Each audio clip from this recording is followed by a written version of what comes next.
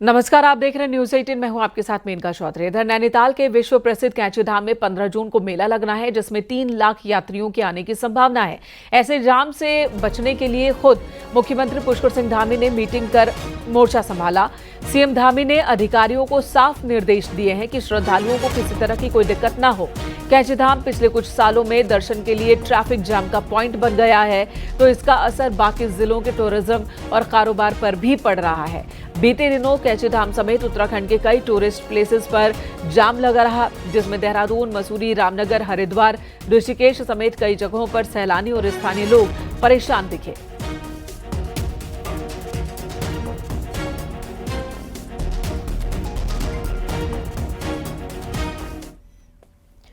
CM Pushkar Singh Dhami ने गुरुवार को गुप्तकाशी और जोशीमठ में खोली गई बैंक की नई ब्रांचेस का वर्चुअल उद्घाटन किया।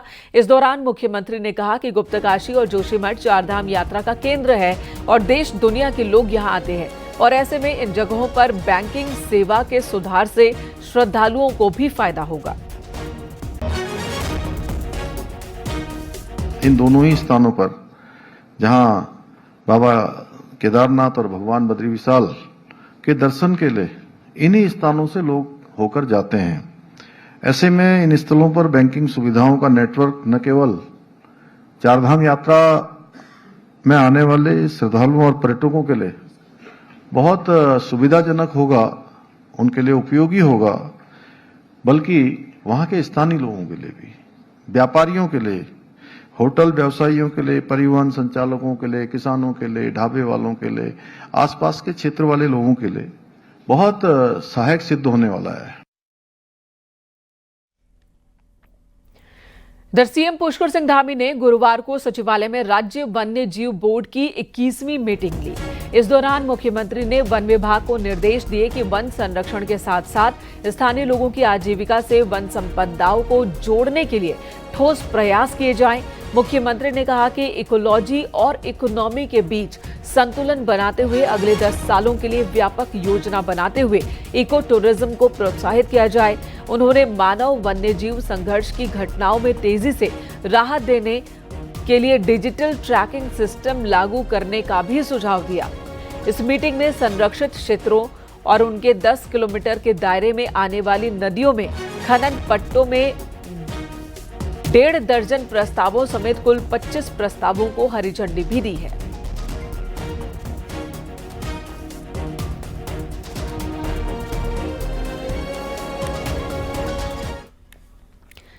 देहरादून एक बार फिर फर्जी दस्तावेजों के जरिए देश में घुसपैठ की बड़ी साजिश का गवाह बनी है।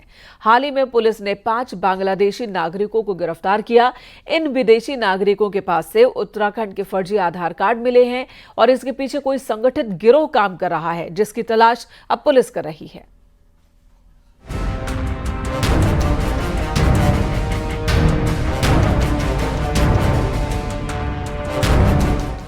देहरादून पुलिस की ये कार्रवाई बीते दिनों सामने आई, जब शहर से 5 बांग्लादेशी नागरिकों को अरेस्ट किया गया। पुलिस जांच में चौंकाने वाली बात ये सामने आई कि इन सभी के पास उत्तराखंड के फर्जी आधार कार्ड थे और पुलिस अब उस एजेंट की तलाश में जुटी है जिसने इन बांग्लादेशियों के ये दस्तावेज तैयार किए थे। पुलिस ने इन सभी को बांग्लादेश सीमा पर संबंधित एजेंसी को सौंप भी दिया और अब जाँच में जुट गई है। जैसे भी आपने देखा, हाल फिलहाल बांग्लादेशियों को भी ट्रैक किया गया इस फर्जी आधार कार्ड पर, या अन्य लोगों को भी ट्रैक करते हैं। तो ये कहीं ना कहीं हमारा जो गोपनीय तंत्र है या कहेंगे जो इन्फॉर्मेशन सिस्टम है, इसके आधार पर हम करते हैं। और जैसे ही हमें लगता है कि ये व्यक्ति संदिग्ध है और कहीं गलत डॉक्यूमेंट्स बनाने के बाद खासकर आधार कार्ड के आधार पर यहाँ रह रहा है, तो उसको हम वेरीफाई करते हैं, उसको पूछताछ के लाते भी हैं।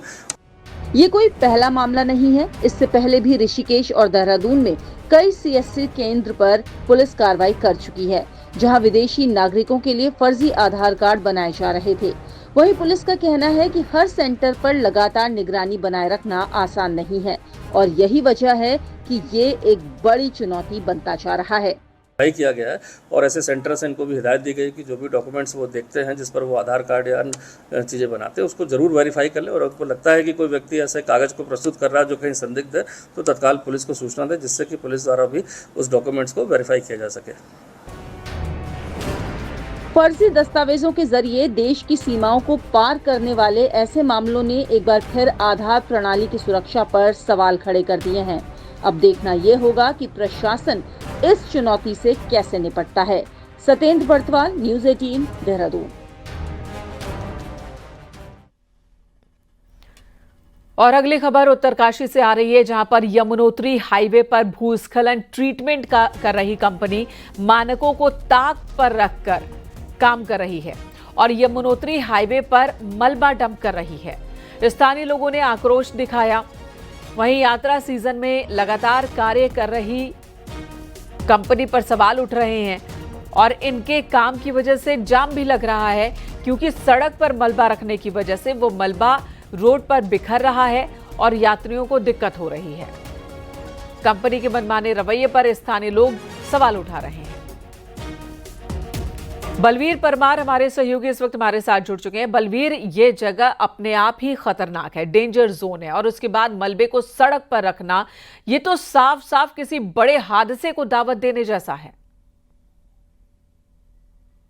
बिल्कुल, जिस तरह से मलबा डंप किया जा रहा है, क्योंकि भूस्खलन ट्रीटमेंट का कार्य चल रहा है, तो इनके पास अपनी डंपिंग जोन होनी चाहिए और ये डंपिंग जोन इनके पास नहीं है, जिसके चलते जगह जगह ये जो मलबा है उसको फेंक रहे हैं। और यहाँ तक कि जो यमुनोत्री हाईवे है, बरमखाल से आगे के हिस्से पे हम देख सकते हैं कि ये जगह जगह पे ट्रक से मलबे को डंप कर रहे हैं। तो बरसात का सीजन है और बरसात के सीजन में जब तेज बारिश होगी तो ये मलबा पूरी तरह से सड़कों में फैल जाएगा, जिससे जो दुपहिया वाहन होंगे, जो वाहन चालक होंगे, उन्हें परेशानियों का सामना करना पड़ेगा और हादसे का भी कारण बन सकता है। इसके अलावा वो लगातार ये कार्य कर रहे हैं, जिससे जो यात्री यहाँ से आने जाने वाले हैं उन्हें भी भारी परेशानियों का सामना करना पड़ रहा है। कई बार ऐसे हालात बन रहे हैं कि लंबा जाम लग जा रहा है और घंटों से ज्यादा जो यात्री है मार्ग में ही फंस जा रहे हैं। तो कह सकते हैं कि जो लोनीवी NH है उन्हें संज्ञान लेना चाहिए। जो जिला प्रशासन है, ये सिर्फ लापरवाही नहीं है, यहाँ प्रॉब्लम सिर्फ जाम की नहीं है। जो स्थिति है, जिस तरह से मलबा रखा है,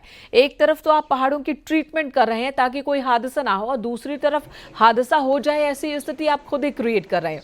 ये कौन सी कंपनी है जो काम में लगी हुई है, और मानकों का जब वो पालन नहीं कर रही तो उसके खिलाफ एक्शन क्यों नहीं लिया गया अब तक?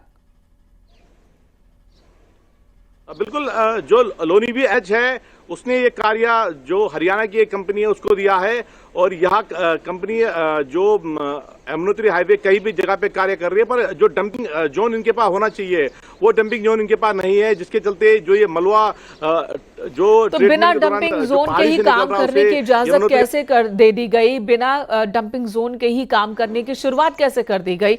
ये भी सवाल है। धन्यवाद आपका इस वक्त बलवीर, पूरी जानकारी देने के लिए। तो डंपिंग जोन है नहीं, एक कंपनी को काम दे दिया गया, कंपनी ने काम शुरू कर दिया, सड़क पर जगह जगह पर मलबा रखा जा रहा है और यही मलबा किसी बड़े हादसे की वजह भी बन सकता है। अगली खबर चमोली से, जहां पर हेमकुंड साहिब की यात्रा पर आए 3 श्रद्धालुओं की मौत हो गई। एक तीर्थ यात्री के सिर पर पहाड़ी से पत्थर गिरा और उसकी मौत हुई, जबकि 2 तीर्थ यात्रियों की हार्ट अटैक से मौत की खबर है। पुलिस ने तीनों का पोस्टमार्टम कर CHC जोशीमठ भेजा है। पौड़ी में गुलदार प्रभावित इलाकों के गांव वाले और स्कूली बच्चों को मानव वन्यजीव संघर्ष से बचने के लिए अब ट्रेनिंग दी जाएगी। प्रशासन की ओर से गुलदार कू दगड़ी कार्यक्रम के तहत इन दिनों स्कूली बच्चों को गुलदार से कैसे बचा जाए, इसकी ट्रेनिंग दी जा रही है। इन कार्यशालाओं में उन इलाकों के स्कूली बच्चों को शामिल किया गया है जिन इलाकों में गुलदार की सक्रियता ज्यादा रहती है। प्रशासन का दावा है कि इन ट्रेनिंग कैंप्स के जरिए मानव वन्य जीव संघर्ष की घटनाओं को कम किया जा सकता है। कंसल्टेशन रखा गया, इसमें मल्टीपल डिपार्टमेंट्स और बच्चों को भी इसमें इन्वॉल्व किया गया। फॉरेस्ट डिपार्टमेंट के कई सारे एम्प्लॉयज भी थे और इस स्टेक होल्डर कंसल्टेशन में सब्जेक्ट एक्सपर्ट्स के द्वारा भी अपनी स्पीचेस दिए जा रहे हैं, एक्सपीरियंसेस शेयर किए जा रहे हैं। और इस संबंध में हम लोग ये ट्राई कर रहे हैं कि एज एन ऑर्गेनाइजेशन हमारे रिस्पॉन्सेस कैसे। अनुपम भारद्वाज हमारे सहयोगी इस वक्त हमारे साथ जुड़ चुके हैं। अनुपम, इस ट्रेनिंग कैंप को लेकर स्थानीय लोगों का क्या कहना है? ये अच्छी बात है कि जब गुलदार सामने आ जाए तो कैसे उससे बचा जाए, इस बात की जानकारी बच्चे, बड़े, बुजुर्ग सभी को हो। तो इस कैंप को लेकर लोग क्या कह रहे हैं? देखिए, पौड़ी जनपद गुलदार प्रभावित, पूरा इलाका गुलदार प्रभावित रहा है। चाहे लैंसडाउन की बात की जाए, चौबट्टा खाल हो, पौड़ी हो, श्रीनगर हो और कोटद्वार हो, तो ये सारे इलाके ऐसे हैं जहां पे गुलदार की सक्रियता देखी जाती रहती है। और खास तौर पे स्कूली बच्चों को अब इस पे ट्रेनिंग प्रोग्राम्स के जरिए उनको इसमें इन्वॉल्व किया जा रहा है, ताकि वो जागरूक हो सके कि अगर गुलदार सामने से आ जाता है तो वो कैसे उससे बच सकते हैं और कैसे उन्हें पता चलेगा कि आसपास के इलाके में गुलदार की सक्रियता है। क्योंकि लोगों, जो बच्चे हैं, उनको रेगुलर स्कूल से आना जाना करना पड़ता है। पहाड़ के इलाके, खासतौर पे जो लैंसडाउन का रिखणीखाल जैसे इलाका है, जहाँ पे हमने देखा कई बार टाइगर या लेपर्ड की जो सक्रियता है वो लगातार रहती है। कई समय तक जो लोग हैं वो घरों से बाहर नहीं निकल पाते। तो ऐसे में ऐसी स्थिति ना बने, जो बच्चे हैं वो जागरूक रहे, ग्रामीण जागरूक रहे और ऐसी घटनाएं सामने ना आए कि वो गुलदार किसी पर हमला कर दे। तो ऐसे में अब प्रशासन की ओर से स्कूली जो बच्चे हैं उनको ट्रेनिंग दी जा रही है कि कैसे बच्चे इससे बच सकते हैं। साथ ही साथ जो ग्रामीण हैं उनको भी इस ट्रेनिंग प्रोग्राम्स में इन्वॉल्व किया जा रहा है कि अगर गुलदार आ जाता है तो कैसे उससे बचाव किया जा सकता है। तो ये लंबा प्रोसेस जरूर है, लेकिन आने वाले समय में इसके बेनिफिट जरूर देखने को मिलेंगे। जी, धन्यवाद अनुपम। और वक्त वक्त पर ऐसे कार्यशाला और भी आयोजित किए जाने की जरूरत है। इधर 15 जून को कैंचीधाम का स्थापना दिवस है। प्रशासन से लेकर सरकार तक का फोकस है मेले को लेकर। प्रशासन ने अपनी तैयारियां कर ली हैं और पहली बार ऐसा होगा जब कैंचीधाम में मेले के दौरान एसएसबी की तैनाती होगी।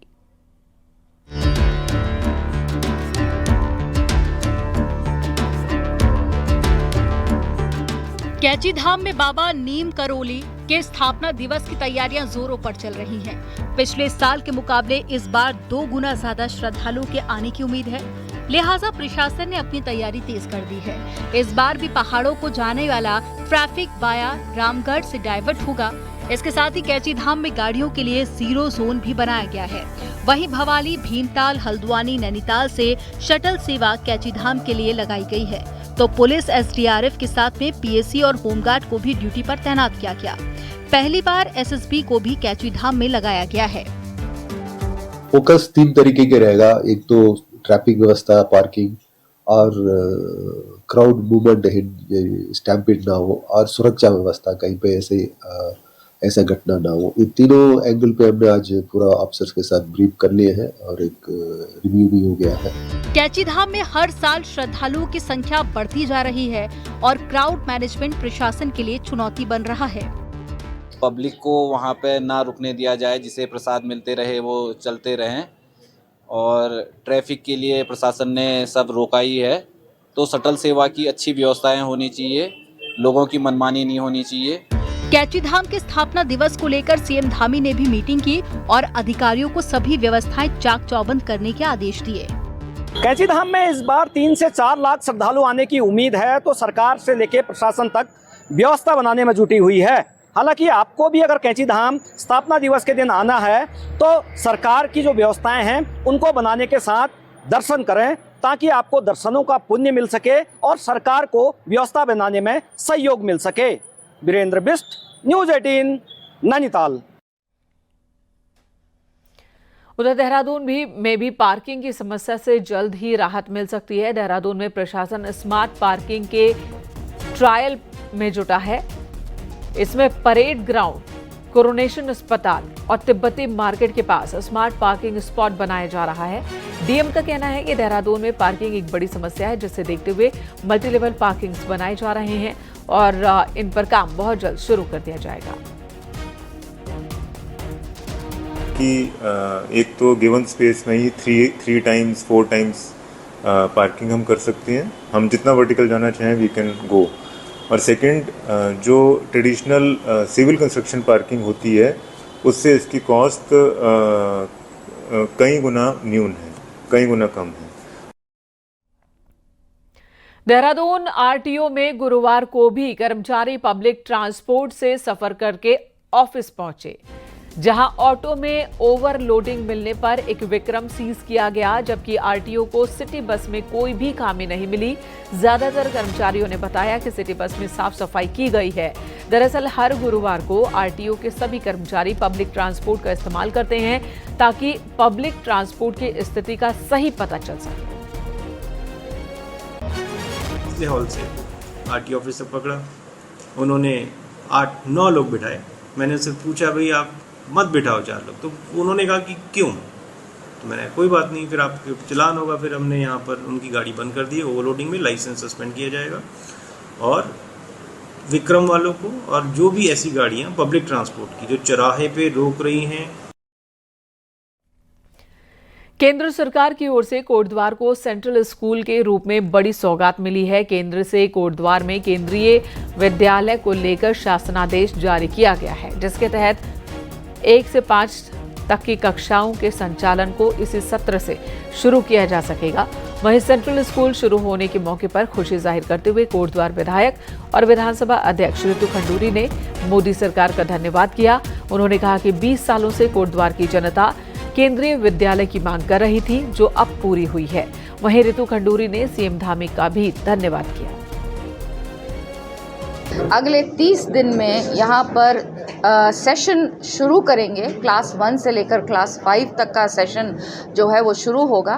पूरी तैयारी में है हम, हमारे क्लासरूम्स बिल्कुल तैयार हैं। शौचालय, पानी पीने का, बिजली, जो भी व्यवस्था हमको केंद्रीय विद्यालय के टीचर्स को, बच्चों को देनी है, हम पूरी तरह से तैयार हैं। देश के शूटर्स की नजरें इन दिनों उत्तराखंड की राजधानी देहरादून पर टिकी है। वजह है शूटिंग की वो राष्ट्रीय प्रतियोगिता जो भारत के सबसे बड़े सिलेक्शन ट्रायल्स के रूप में हो रही है। यहां से चुने गए निशानेबाज एशियन, वर्ल्ड और ओलंपिक जैसे इंटरनेशनल इवेंट्स में हिस्सा लेंगे।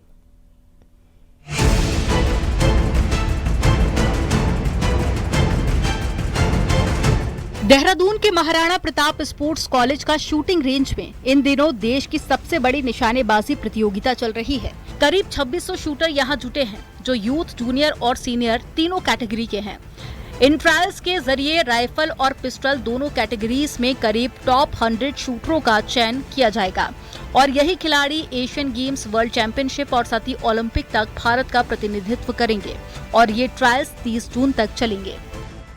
उम्मीद तो यही है कि यहाँ से भी कुछ ऐसे ओलंपियंस और इंटरनेशनल मेडलिस्ट हो यहाँ से 100% होगा, बिकॉज एक नेक नीयत से जो बनाया गया ना, तभी मैंने बोला कि यहाँ पे शूटर्स जुड़े हैं इसको बनाने में, तो वो दिख रहा है। बस लगभग 2500 से अधिक खिलाड़ी आए हुए हैं और हर एक इवेंट में, जैसे पिस्टल के 6, राइफल में हैं, तो हर एक इवेंट के 3-3 खिलाड़ी जूनियर और सीनियर कैटेगरी में इंडिया टीम में जाएंगे। तो सर ये कब तक चलेगा, कब से कब तक? ये हमारा शुरू 5 जून से 30 जून तक शुरू हुआ है और 30 जून तक टीम डिक्लेरेशन हो जाएगा। This is selection trial 3 and 4 for national squad. Maharana Pratap sports college का ये शूटिंग रेंज जो कभी नेशनल गेम्स के लिए बनाया गया था, जो आज देश के टॉप 3 शूटिंग रेंज में गिना जाता है। यहाँ की सुविधाएं और माहौल खिलाड़ियों को इंटरनेशनल स्टैंडर्ड का अनुभव दे रहे हैं। इंटरनेशनल लेवल पे भी इसका नाम है। इसमें अभी NRAI की नेशनल सिलेक्शन ट्रायल्स चल रहे हैं, जिसमें कि लगभग 2,500 से 3,000 लोग पार्टिसिपेट कर रहे हैं और ओपन चैंपियनशिप भी होने वाली है, ओपन ट्रायल्स भी होने वाले हैं, जो कि 1 तारीख से 10 तारीख जुलाई में होंगे। उसके लिए भी लगभग 3,500-4,000 लोग आएंगे।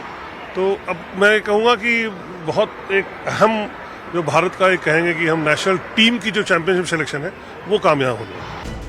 देहरादून का शूटिंग रेंज इस वक्त सिर्फ एक ट्रायल वेन्यू नहीं, बल्कि उन सपनों की जमीन बन चुका है जो भारत को शूटिंग में वैश्विक लीडर बना सकते हैं और हर एक निशाना एक उम्मीद है जो भारत को ओलंपिक गोल्ड तक ले जा सकता है। सत्येंद्र वर्तवाल, न्यूज़ 18 देहरादून।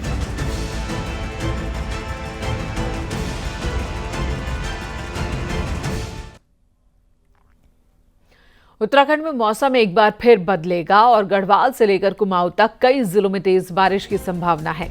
देहरादून के कुछ इलाकों में हल्की बारिश हो रही है। इस वक्त मौसम केंद्र ने उत्तराखंड में अगले 24 घंटे में तेज बारिश का पूर्वानुमान जताया है।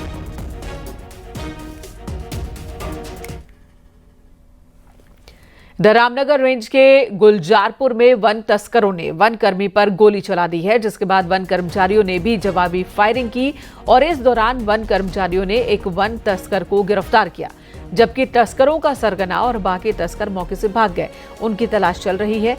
बताया जा रहा है कि गुलजारपुर रेंज में तस्कर पेड़ों को काट रहे थे और इसी दौरान वन कर्मचारियों की टीम गश्त पर पहुंची और वहां पर पहुंच गई। तभी तस्करों ने फायरिंग शुरू की। वहीं वन कर्मचारियों ने हिम्मत दिखाई और एक तस्कर को पकड़ लिया। पकड़े गए आरोपी मंजीत के पास से 315 बोर का देसी कट्टा, जिंदा कारतूस और लकड़ी काटने का आरा बरामद हुआ है। 5 लोग लगभग जो थे वहां पर वो लकड़ी काट रहे थे। हमारी टीम को देख करके उन्होंने इनके ऊपर फायर किया तो टीम के द्वारा भी जवाबी फायर किया गया और उसी में उनके वो भगदड़ मचने पर वो भागने लगे तो इसमें से एक अभियुक्त जो है पकड़ा गया।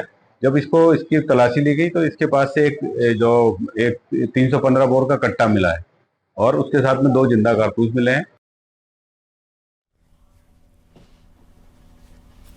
और अब पहाड़ की 10 बड़ी खबरों पर नजर डालते हैं।